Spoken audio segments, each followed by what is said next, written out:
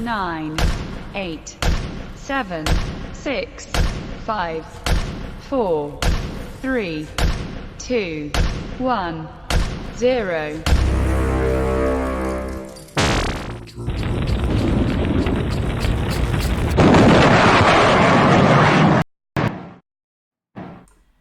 All right, everyone. Hello, and thank you for being here. This is No Soundbites Allowed, your favorite podcast, and we are on the Exceptional Conservative Network. I know everyone's happy to be here. I'm happy to be here with you. We have our intern here, John Rastusha, and he's in the background. You can't see him right now. He's standing over by Minion, and everyone forgets what Minion looks like, and I'll try and get a picture of him in there a little bit later. But we're here with you today, and we're having a great show. There is so much stuff that I really wanted to get into, and I haven't had a chance to do anything with it. And that is in part because there's been a lot of breaking news, a lot of changes that have happened. And I'm I'm upset today. And for all the people who are checking this out, who are with us either in the chat room or you're watching this from, if you're on YouTube after the live show, if you're with us on Facebook or you're checking it out on Twitter, please do let us know your thoughts. Send us your comments. We always are interested in everything that you have to say. And we're always looking forward to responding to you. There has been a lot of news that's been going on, and I'm going to get to that. We're talking about the First Amendment. Probably between the Second and First Amendment, it's hard to say which one of them is the most critical law, the bedrock of our nation. They are both essential. You cannot do this. We cannot have a nation without either of these things. So obviously I want to get into all of that. And I do want to discuss that because it's critical. It's very important. But we also want to deal with a few other things. We just lost our feed, and bear with us, folks. That's the internet messing with us. I hate that. It drives me nuts. We should reconnect in just a moment. And the video I'm doing right now should put us right through, but I'm just waiting for the technology. So bear with me as, you know, Spectrum, the carrier, has completely dropped us off the internet. And that's kind of annoying. That's very annoying. And we're going to try and make sure that we get this out. They're not going to stop us from getting the information out to you. Funny how it completely drops out when we want to talk about the Second Amendment. Come on. There we are. We're back. And I apologize to anyone who may have lost us. And the video recording, which will go onto YouTube, should have everything in it.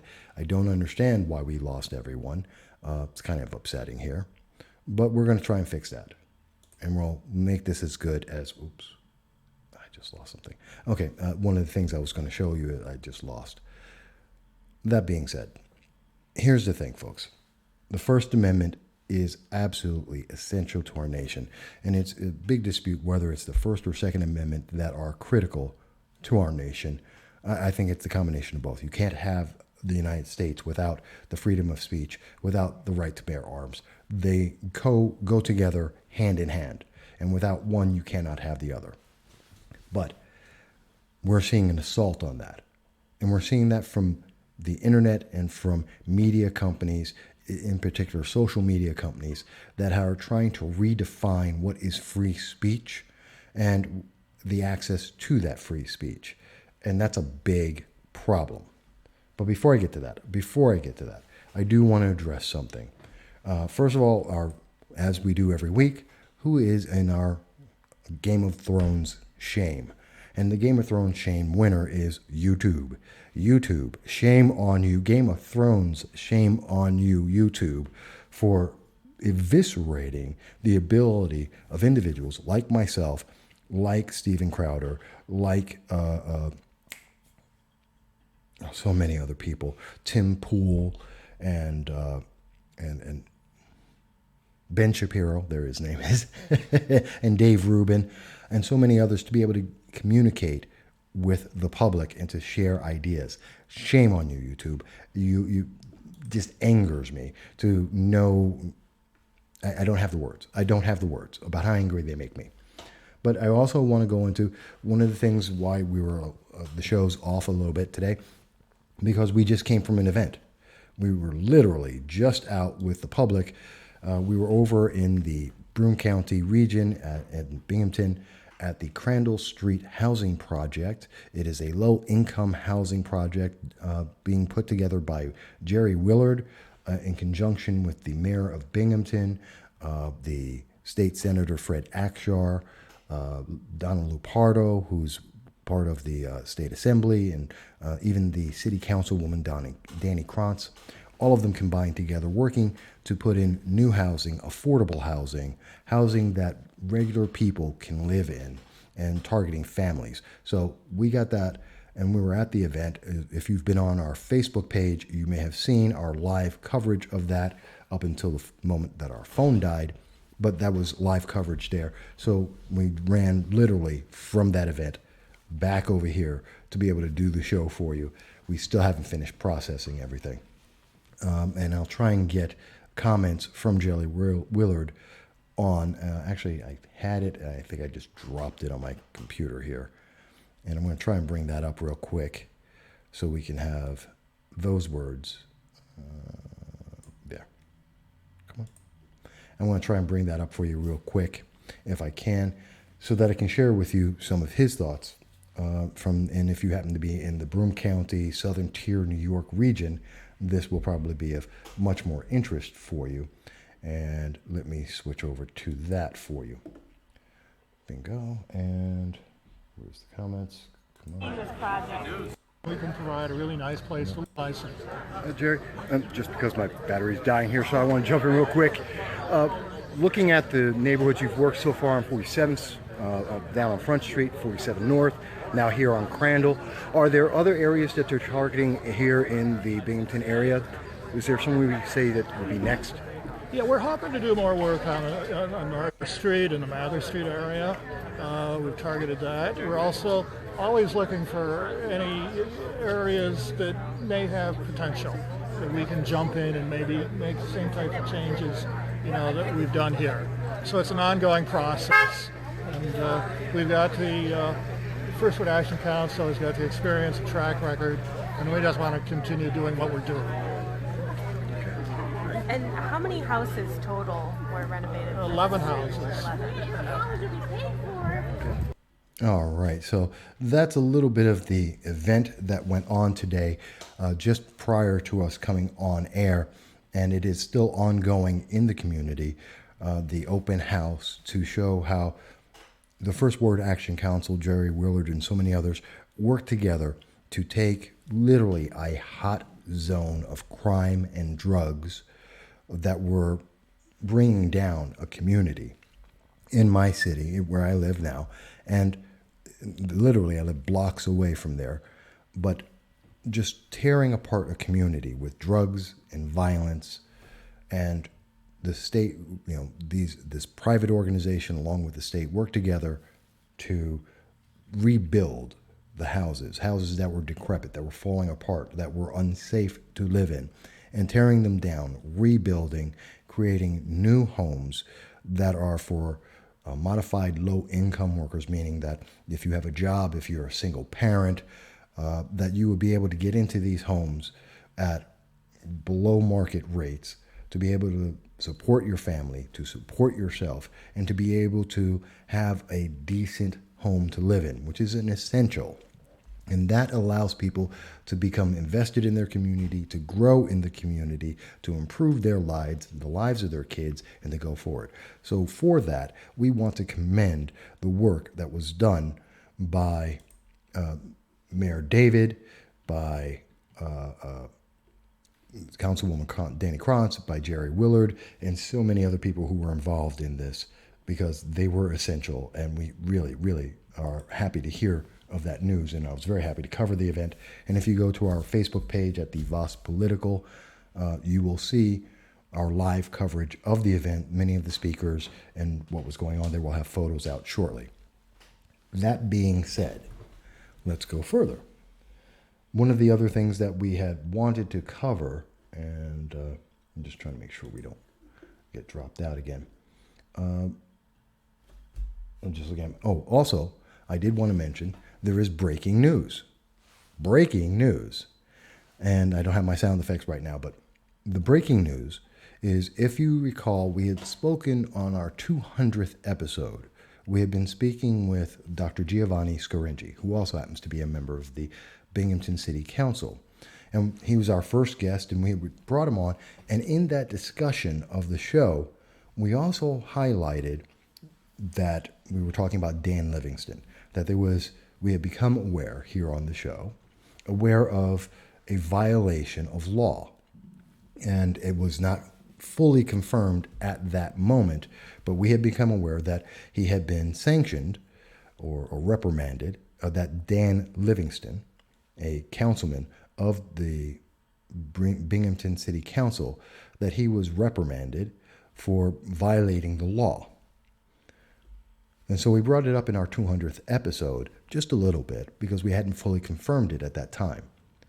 As of today, roughly an hour before the show, while we were at the Crandall Street event, the news broke on exactly what we had talked about in our 200th episode, that the mayor of Binghamton, Rich David, has put forth an investigation and which will potentially lead to charges against Councilman Dan Livingston because he broke the law at an event. Mr. Livingston has a history, and we've done articles on this, we've done podcasts on this, where Mr. Livingston has a pattern and a history of taking the law into his own, to be able to, he considers himself, or has presented himself, with greater power than he has in his elected office, violating laws because of his elected office that he feels does not apply to him. And he did that again.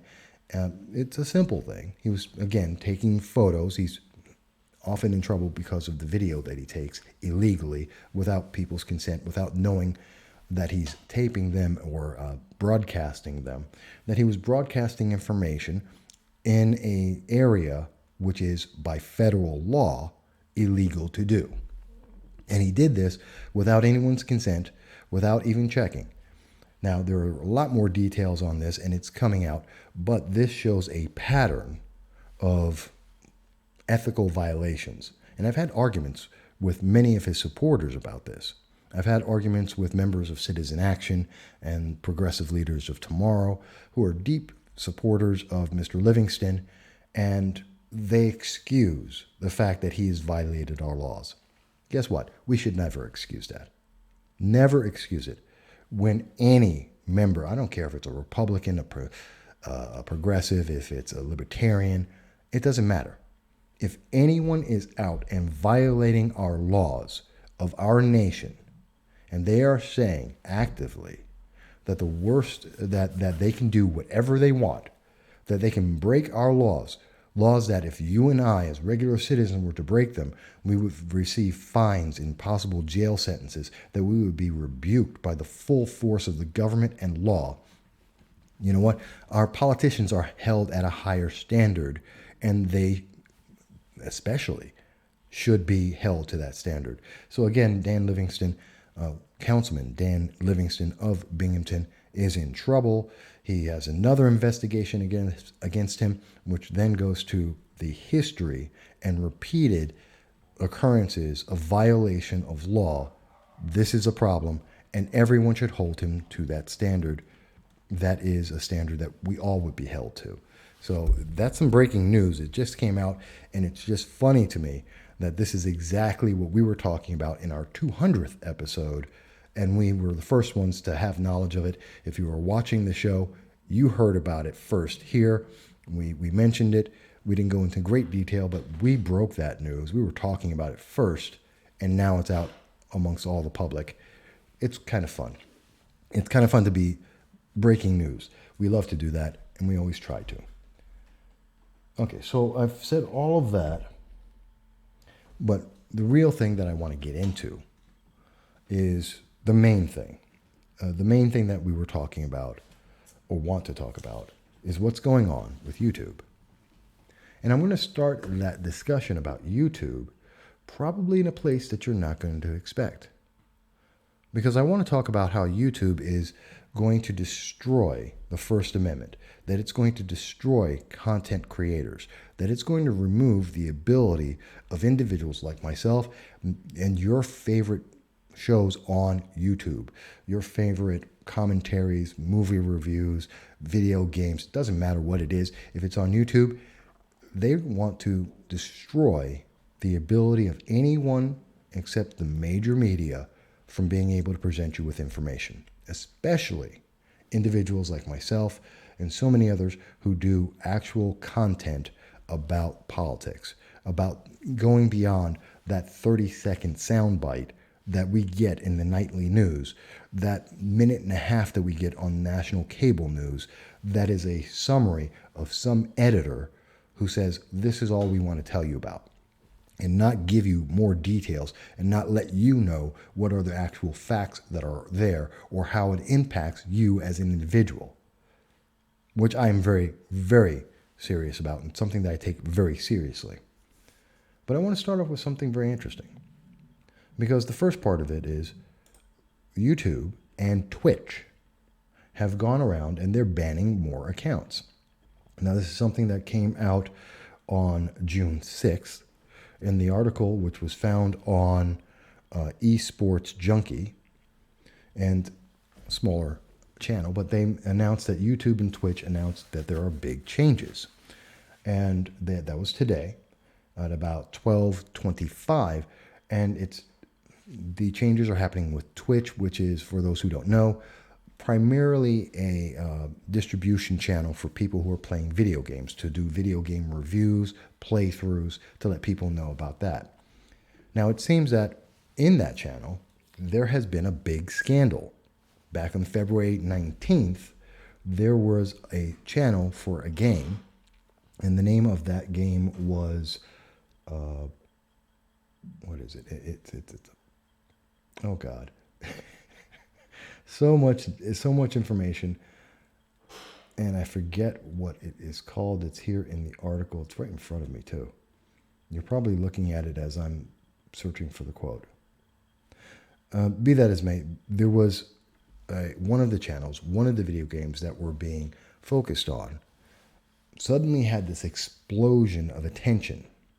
And the problem with that is what was being broadcast on that channel had nothing to do with video games. And part of that problem is that there were many pedophiles who were targeting and using Twitch and YouTube to be able to target the youth.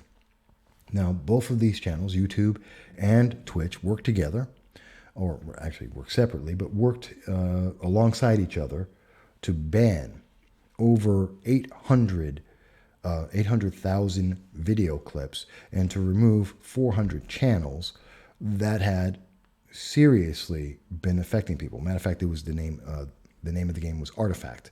That was the channel, Artifact.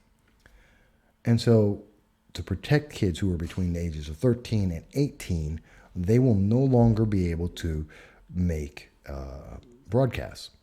So that's taking away from people's rights and ability to provide information, to provide content to you. And some people will lose their favorite Twitch or YouTube broadcasters. But does that make any sense whatsoever? The answer is yes, it does. We're protecting the youth, minors, from pedophiles and others who would abuse the systems that are out there to provide information and content and misuse those systems. I agree with that. I believe that's a proper way to moderate a system. Yes, I believe in free speech for adults, free speech for citizens of the United States. I absolutely believe in that. But we have to also make certain compromises or understandings that we have to protect our youth. And we have to protect them from people who would target them and abuse them. Because that's just not fair. And that's what we're here for, to protect them. So in doing that, that's a good thing. But that's not where they stopped. That's not just where they ended. Because what we see, hang on one second, folks. Check that. I think I know what it is. Oh, go ahead and check. I'm sorry, we have someone in the studio that we weren't expecting, and we're just checking on that right now. Okay, so yeah, we just have people who come into the studio and we weren't sure about it, so we want to protect ourselves, make sure that we didn't get shot while on air. As we're talking about these things can happen. We do make sure our security is up to par. So Bill Maher made the case, I think, very well, that the Democrats, in their actions, in trying to silence so many people, in trying to just censor the internet and all of the social media, that they have effectively just highlighted how extremist the left is. That because they have, and I think Tim Pool has mentioned this as well, but Bill Maher mentions it, that, in attacking the conservatives, they highlight the radical nature of the left, the kind of groups like Progressive Leaders of Tomorrow, or PLOT, Citizen Action, Indivisible New York, and there are so many other organizations. You can keep going and going. But essentially all of these types of groups, these far left fringe radicals, the Democratic Socialists, the Alexandria Ocasio-Cortezes, or the Representative Omar Ilan of the world, that this is this extremity, this socialist, communist, this anti-American, quite honestly, in many ways, viewpoint is being highlighted because of the attacks against conservative, centrist viewpoints, things that most Americans agree with. I'll give you a great example of that. How many people on YouTube, on Facebook, on Twitter have been attacked because of their beliefs on abortion. And I'm not talking about the extreme or anything of its nature. I won't even say the pro-life movement. We're talking about people who just said that killing a baby in the 9th month in the process of being born is too much. You've gone too far. And we have seen the far left and the fringe left attack and destroy this. And we've seen members of Congress defend this. We've seen members of states, including New York State especially, that have gone forward and said, no, it's perfectly fine to kill a baby in the birth channel as they are being born. That's perfectly okay. Most people, I know many Democrats that have said that's just too far, it's too extreme. But we've seen that for someone saying that that is too extreme, they have been attacked, they have been, they've had themselves repressed in terms of Facebook, in terms of Twitter, in terms of YouTube, and they have been denied the same amount of access as the far extremists who say, yeah, it's perfectly fine, like Governor Northam of North Carolina. Okay, that is the difference. And that's what Bill Maher was saying. He realizes that exposing the far left Democrats for exactly what they are by attacking conservatives for being what they are is going to cost Democrats elections. And that's a good thing. But more importantly, I think he missed the point. It hurts all of America when we're seeing any group repress the voice of another group. And that is what's the biggest problem. When we have the far left repressing the voice of everyone else, that doesn't make America better. It makes America, quite honestly, more divided. It makes America less unified. It creates divisions that are going to hurt this nation over the long term. And I think that's the bigger issue. And that's why when I see what was been done by YouTube against Steve Crowder, Louder with Crowder, what's being done against Ben Shapiro, what's being done against Tim Pool, what's being done against all these voices, Peterson, John Peterson, that when we're seeing this happen, it's hurting America because we're dividing America. We're separating people, and we're never going to hit a compromise. We're never going to move the nation forward in unity. We're going to have this constant battle of these polarizing groups saying it has to be all or none. That doesn't help anyone. That doesn't advance anyone's agenda. That doesn't move the nation forward in the best way possible. That's why we have laws like the red flag laws, where you can be punished without ever having committed a crime, because it's all or none. And we have these anti-Second Amendment groups that are out there saying, well, you can't have a gun. And they are saying that. They are very much saying that. Listen to the chatter that's being, all the conversation that's being had about Virginia Beach. You can't have a gun. They want to take that right away from you. It's all or none. Your red flag, I don't like you, so I can take away your firearm and destroy your family and your job. This is a problem. This is a problem. And that's why when we hear about the censorship that YouTube has now decided is perfectly okay, we have a problem. And one of the best people highlighting that is Tim Pool, who yesterday, in his mass censorship hits YouTube in wake of Vox Steven Crowder battle, he highlights exactly how bad it is. And I do recommend seeing this. It's a post that's had over 300,000 people look at it. And it's not just a YouTube thing. It's not just about content creators, although they are involved. This is a far, far bigger deal. But sadly, I have to take a break real quick. So let me take the break.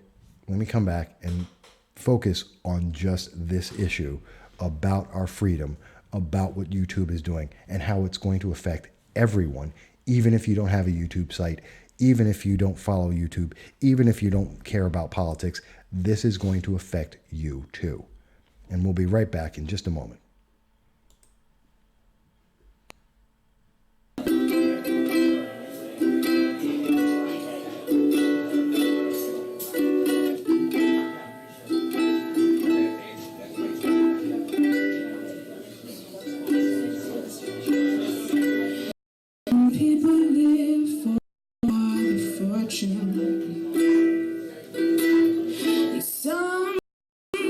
just for the fame.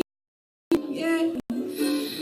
Some people live for the power. Yeah. Some people live just to play the game. Some people think that the physical things define what's within. I've been there before, but that life's a bore so full of the superficial.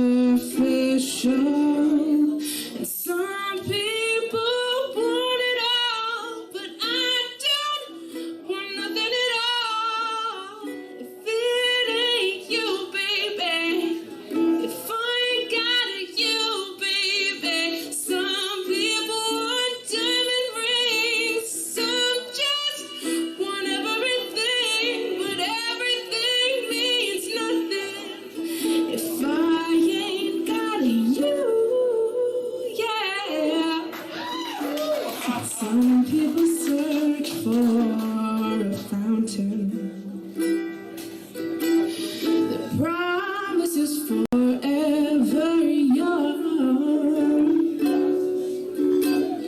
Some people need 3 dozen roses, and that's the only way to prove you love them. Hand me the world on a silver platter, and what good would it be with no one to share, with no one who truly cares for me? Some people want it all, but I don't want nothing at all.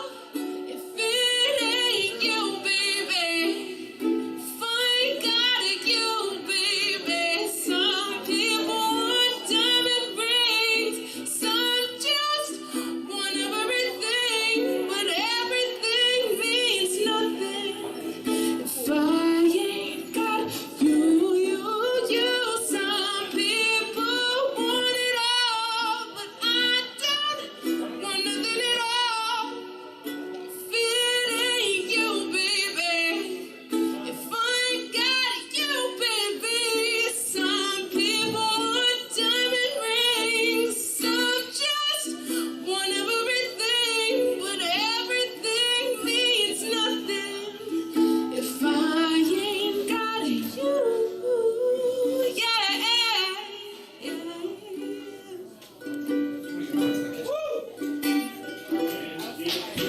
If I ain't got you with me, baby, yeah. Ooh, see nothing in this whole wide world. It don't mean a thing if I ain't got you with me, baby, yeah.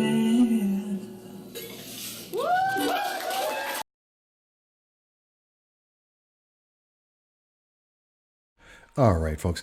Good to be back with you here on No Soundbites Allowed on the Exceptional Conservative Network. I hope you do check out some of the other artists who are here on the Exceptional Conservative Network. It's a great program. Do check out Ken McClinton with the Exceptional Conservative Show. Check out Dr. Jane Ruby and so many others, and just so many people I just can't name them all. And I hope you do check that out. I do hope that if you are in the Binghamton area, please drop down by the Belmar Pub or the Park Diner. These are friends of mine. This is not a paid advertisement. I just enjoy their establishments and I love going there. Great food, great people. I do advise you to check it out. I want to get right to this, folks. Okay, breaking news just came out, again, just about an hour or two ago. We saw that Ted Cruz is talking about this as well. Ted Cruz, according to The Hill, and actually on Twitter, Ted Cruz stated that this is ridiculous. YouTube is not the Star Chamber. Stop playing God and silencing those voices you disagree with. This will not end well. And he's referencing Steven Crowder, who has the program on YouTube, Louder with Crowder, versus Carlos Maza. Now, let me give you a basic idea of what this is all about. How did we get here? There is Carlos Maza is a voice spokesman, a podcaster for Vox. Vox is an arm of NBC. NBC put $200 million into Vox. So you can't tell me that they're independent. That means Vox is owned by NBC. They are an arm and an extension of that corporate giant. $200 million? Yes, you are an arm of a corporate giant. And so they are at the bidding of that. And NBC is very much into the gender identity politics as per Carlos Maza and Vox. And Mr. Carlos Maza is a gay Hispanic and a male. So Steven Crowder, if you have watched the show, if you watch Louder with Crowder, Steven Crowder is a stand-up comedian. He does stand-up comedy. He also does a podcast, a video, on YouTube. He has his own channel. It is ranked 2,000 out of the 50 million channels on YouTube, which is pretty good. It's not as good as Vox, which has its advertising and its support pushed by NBC with $200 million. He also has Mr. Crowder, Steven Crowder, is independent. He is a small business. He's like me. He's like you. He doesn't have $200 million being thrown at him by one of the major media companies. He makes his money by selling mugs and t-shirts. And that's the problem. Well, one of the problems. The other problem is that he makes fun of the far left. He disagrees with them. He's a conservative, a Republican, and he makes fun of the left. In particular, Carlos Maza, using terms about Carlos Maza that Carlos Maza uses about himself. He calls Carlos Maza a queer. Carlos Maza calls himself a queer. He calls Carlos Maza gay. Well, Carlos Maza admits and has a Twitter handle, which is that he is the gay wonk.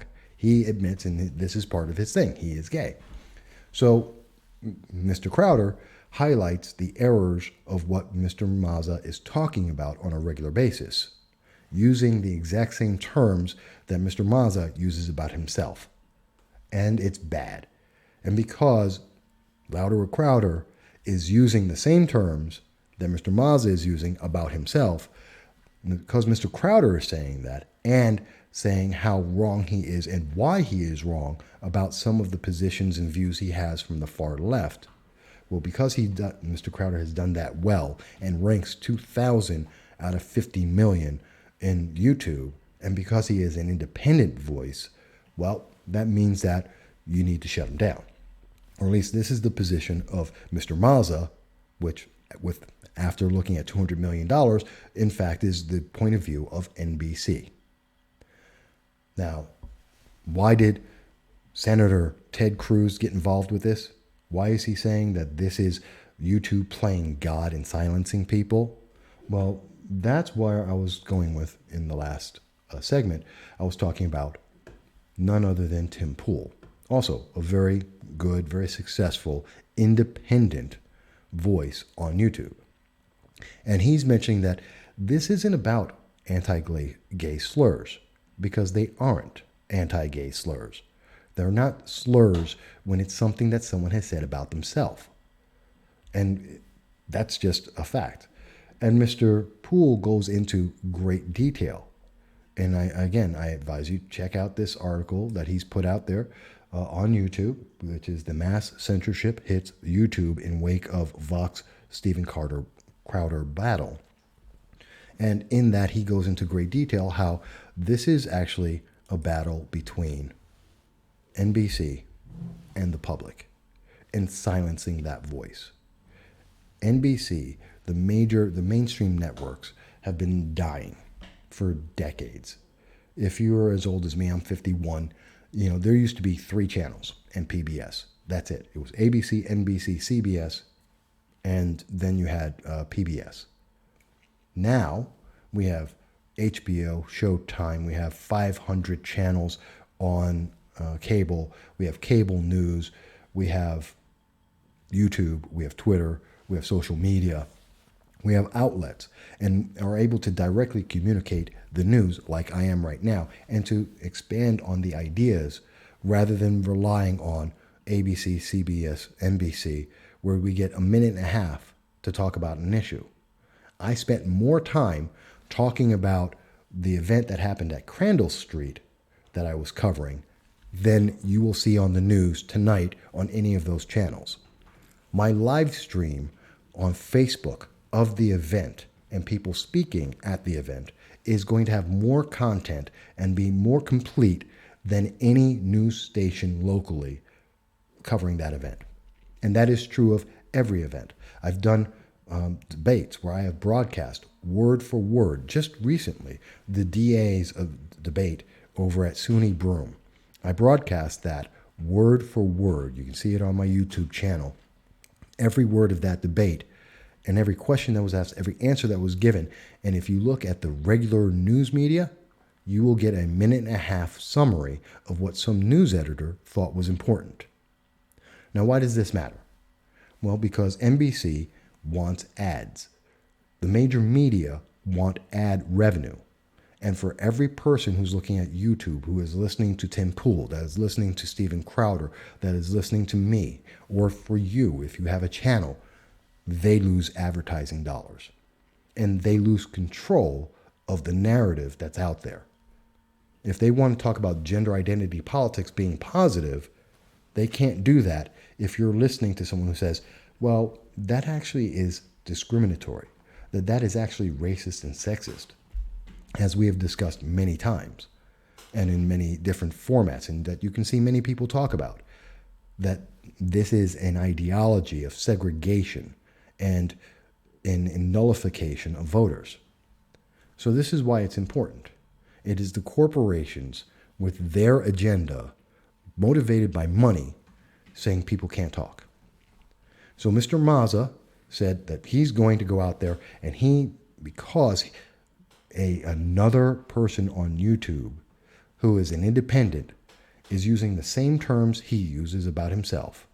And because he's taking away from the audience of NBC and the companies that NBC has bought, like Vox, that they need to silence those people and to remove their advertisers.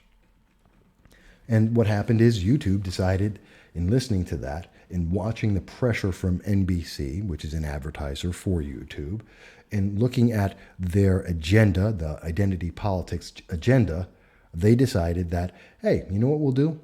We're going to change the rules on YouTube. Okay? And they did.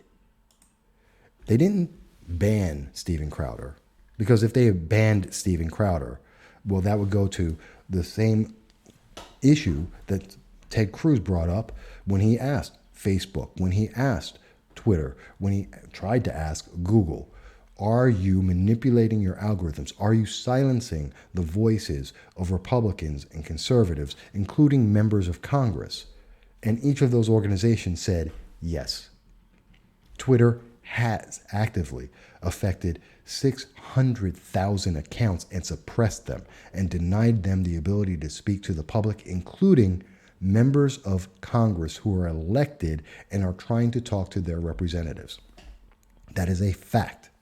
It is a fact that Facebook actively has programmers and programs and algorithms that categorize people based on things like their skin color or their religion, and put one above the other, so that if you're talking about, if your issue or your post is about a black person, but there's an article that's about someone who's gay, the gay issue will be promoted and the black issue will be suppressed.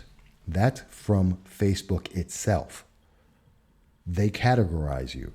You are not an individual. Your issues are not individual issues. Your voice is nothing more than one big category that is only worth as much as they deem it to be. And if they don't like it, they will suppress it.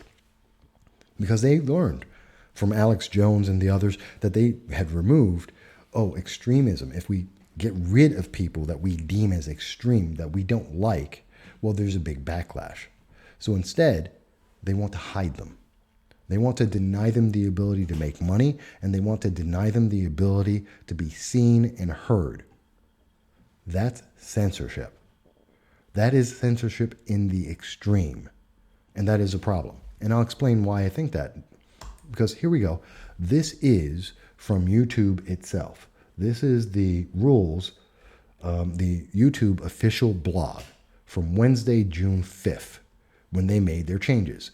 This is in reference to removing more hateful and supremacist content on YouTube. This is YouTube's doctrine itself. And YouTube says, in part, quote, specifically prohibiting videos alleging that a group is superior in order to justify discrimination, segregation, or exclusion based on qualities like age, gender, race, caste, religion, sexual orientation, or veteran status. These are problems, okay? And they mentioned that they would remove content that would deny well-documented events like the Holocaust or shooting at Sandy Hook Elementary took place. Okay, what does that really mean? Let's really think about that for a second. What they just said is that if I want to talk about, and I have, the Green New Deal, and I tell you, and I am debunking the things that are being said about the Green New Deal, when I tell you that it is absolutely ludicrous to believe that we will get rid of every single one of the cars, the 260 million cars in this nation, and that everyone and every plane in this nation, and that everyone will be able to just take a train to Hawaii, that this is in 10 years, that this is a stupid idea, that this is unrealistic, that we are going to take over 71 million homes and retrofit them within 10 years to be working off of nothing but solar and wind energy, that this is a pipe dream and it is unrealistic financially, even in terms of just materials and personnel to actually do this, that it is a lie and you're being used to promote a political agenda because it can't be done and it will not make your life better if it is done. For expressing that point of view, well, there are people like Alexandria Ocasio-Cortez that will tell you that that is discrimination, that I am picking on people because her Green New Deal is focused on, what did she call it? Troubled and targeted peoples, disgruntled, or and she basically says it's in the Green New Deal, and I don't have it in front of me right this second, but basically she's saying that it affects people who are black and minorities and poor more than anyone else, which there isn't evidence of that. That's not exactly true. But beyond that, so if I'm disputing the Green New Deal, then that would mean that I am breaking YouTube's regulations. I may have broken YouTube's regulations because I used the term queer or I used the term gay, which is a discussion. I'm not accusing anyone. I'm actually using a discussion and referencing facts. But because I mentioned these words, that can be considered discrimination if someone feelings get hurt and then they decide, well, we don't want Mike to be able to speak anymore. We don't want to hear his voice anymore. More importantly, if they think that I've made a very good argument about it or I've revealed information that's important and they don't like that, they can silence me. Because I'm talking about the violations over at Binghamton City Council, and I am reporting on the news that an individual has a history of ethics violations, because someone may not like that, they can then say, well, YouTube should suppress this and no one should be able to hear about the ethics violations that have occurred. That's what the regulation from YouTube is saying. That's the problem. that you are no longer being able to hear the news. You will only hear the approved news from the approved sources. That is a problem. And the only reason why that will happen is because the approved organizations want to make more money. And they want to lead you down a path to a single choice in your politics, that you have no voice and you have no other opportunity. And they will deny, they won't remove me. They will just make it impossible to see what I'm saying. They will make it impossible for me to make a living, which I do not at this moment, to make any money, that I will not be able to monetize this, and that I will not be able to be seen, so that I have no voice and I am pushed out, effectively destroying me. We've seen this in a lot of governments, authoritarian governments around the world, where they effectively silence and isolate people so that they have no choice. They cannot survive. It's a way of killing someone. If I lock you in a room and you have no ability to get food or water, you will die. Did I kill you? No. That's not death. You just happen to die because I've denied you the ability to sustain yourself. How is that any different? That is exactly what we're seeing happening here. This is exactly what YouTube has now said that they will do, on the most ambiguous terms that you could possibly name. Anything can be specifically prohibited because it alleges superiority of one group over another. And why is that bad? If I believe that my basketball team, if I think the Yankees are the best team out there, and I am willing to support that and say they are the best team, well, then I am giving them superiority over another group. And you can say that's because of age of the players, or the gender of the players, the race of the players, the caste, the religion, sexual orientation, veteran status. Someone can allege that's the only reason why I like the Yankees, because of one of those reasons, and therefore it's discrimination, and I should be removed or suppressed by YouTube. Think about it. You pick a sports team, someone can shut you down. If you have a sports channel, someone can shut you down. If you like a video game, someone can shut you down. YouTube can shut you down because someone will say, well, that's sexist and you are supporting one group over another group, and that's wrong. And that's now part of the rules of YouTube. No one thought of it that way, did you? No one thought of it as, wait a minute, because I like a baseball team, or I like a video game, or I like a TV show, well, now I am putting one group over another group, and therefore YouTube can say, that's good enough, and get rid of you. That's dangerous. That's dangerous. But it gets even worse, because YouTube goes on to say in their section on reducing borderline content and raising up authoritative voices, they go into this fact that YouTube gets to decide what's borderline content. Content that might be objectionable. On what basis? Who knows? It's the way the YouTube reviewers or the algorithm works that day. They might find it objectionable. Like I said, just by the content of the terms that I have used, which are facts, without accusing anyone of anything or saying anything about someone's lifestyle, just because of the terms that I have used so far, we could see YouTube decide that they want to suppress me, that they want to eliminate my voice. Or someone can go and listen to this video, challenge it with YouTube, and suddenly I will not be able to be seen because it's borderline, just because I mentioned a fact and reported events in the news as it exists. And think about this. You are even worse off, because you may not even know why they're going to suppress you. You may not even know that it's happening to you. I check a lot of data all the time to see exactly where I am, how it's being received. This is what I do. I've been doing it for 12 years.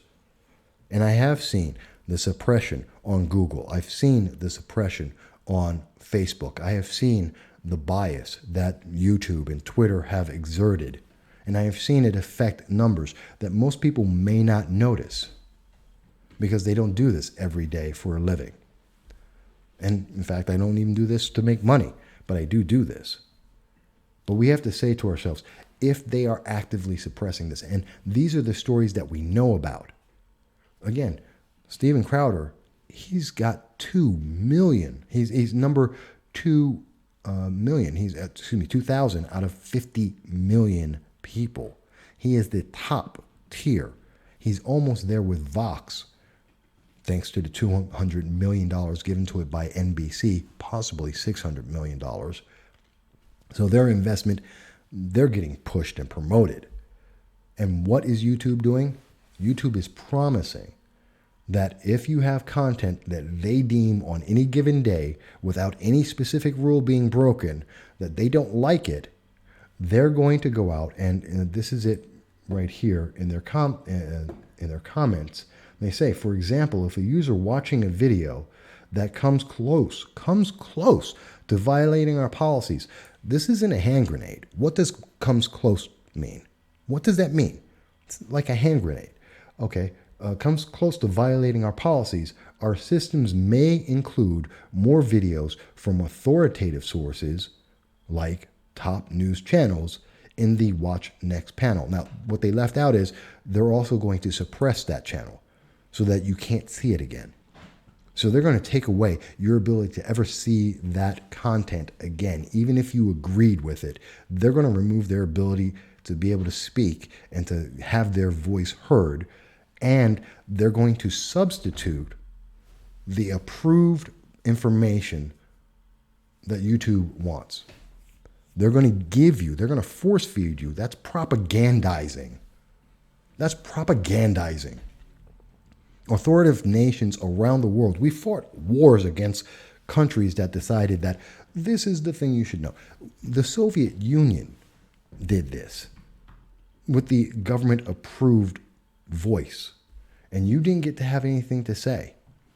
You know, I had an interview a long time ago, back in 2010. I was speaking at an event, and I was speaking with a priest, and he from the Soviet Union. He has a great joke about how you could vote in the Soviet Union. You know what your choice was in the old Soviet Union? The dead guy or the guy that the government approved of. But you were free. You could make any choice you want. Well, this is the same thing with YouTube. You have a choice. You can look for this content that they've completely hidden and demonetized and tried to destroy, or you can watch their approved content that they're shoving at you every other second, saying this is all you can see. But it's free. You can do either one. And they have a free platform. I'm sorry, that's not a free platform. They're lying to the public. They're misleading you. This is wrong. This is destroying the First Amendment. This is destroying freedom. This is violating their own rules that they are publicly promoting. If they are a free platform, and I understand, this isn't like with Twitch where they're protecting children against pedophiles. We're talking about grown adults having conversations, and that if someone doesn't like it, that's one thing. You have the right not to ever check out that channel again. That's your choice. But it shouldn't be YouTube's choice to say that that person will never be able to speak again. Imagine if someone did that to you. Imagine tomorrow you go to work and your boss has decided that because they didn't like the way you said something, no one else can talk to you again. Sounds far-fetched?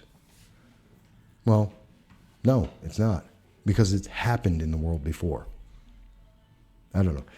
Maybe I rambled too much at the end of the show. When we've talked about this for about half an hour, I probably will talk about this again and actually in more detail on Saturday on our show because we're going to be on from 12 until 2, and we're going to be able to go into more detail about this and I want to hear from what you think. I want to hear what you think. Is YouTube right? Has YouTube made the right decision? Let me know. Let's have that discussion, and let's talk about it on Saturday at noon. And we'll go forward from there. But until then, I wish you the very best. I hope YouTube doesn't pick on you. I hope Facebook and Twitter don't shut you down. And come back on Saturday. I'll talk to you soon.